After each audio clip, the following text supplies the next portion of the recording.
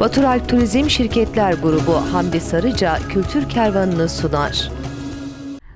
AK Parti Akşehir İlçe Başkanımız aramızdaymış. Abdullah Bahadır Örsü, hemen sahneye davet ediyorum. Tabii ki alkışlarımızla. Hoş geldin Sayın Başkanım. Hoş bulduk. Evet, asıl, yürük gelir. Nasıl gelir? Asıl sizler hoş geldiniz. Çok teşekkür ediyoruz bütün arkadaşlara. Onur duyduk. Biz bugün aynı zamanda burada ev sahibiyiz diyebilirim. Öncelikle 1850 rakımlı can kurtaran mahallemizin kekik kokan yaylasına hepiniz hoş geldiniz. Çok fazla konuşarak sizlerin bu değerli programını bölmek istemiyorum.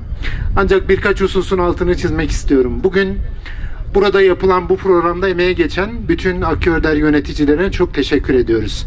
Akşehir'imizde uluslararası yapılan Nasrettin Hoca festivallerinden sonra bu yıl 21.si düzenlenen Akörder Yörük Türkmen Kültür Şöleni şehrimizin tanıtımına ve bu kültürün yaşatılmasına çok önemli katkılarda sağlamış bulunmaktadır.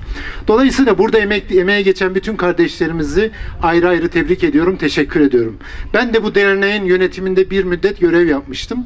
O zaman da tabii imkanlar kısıtlıydı ama birçok güzel faaliyetler yapılmıştı. Bugün bu güzellikler devam etmiş oluyor. Ben hepinize tekrar saygılarımı, sevgilerimi, hürmetlerimi sunuyorum.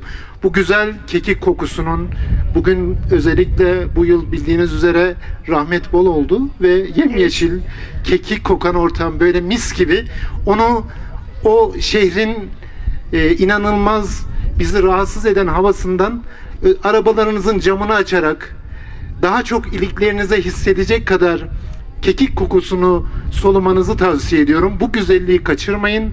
Cenab-ı Allah birlik beraberliğimizi bozmasın.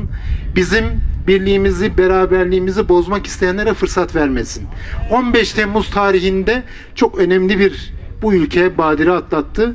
Ama bugün gördüğünüz üzere hep beraber büyük bir coşkuyla bu şenliği burada kutlayabiliyorsak, bugünlere gelebilmişsek Cenab-ı Hakk'a ne kadar hamd etsek azdır. Ben hepinize tekrar çok teşekkür ediyorum. Katılımlarınızdan dolayı tebrik ediyorum. Programımız coşkulu geçsin. Çok teşekkür ediyorum. Saygılar, sevgiler efendim. Sağ olun Sayın Başkanım. Çok teşekkürler.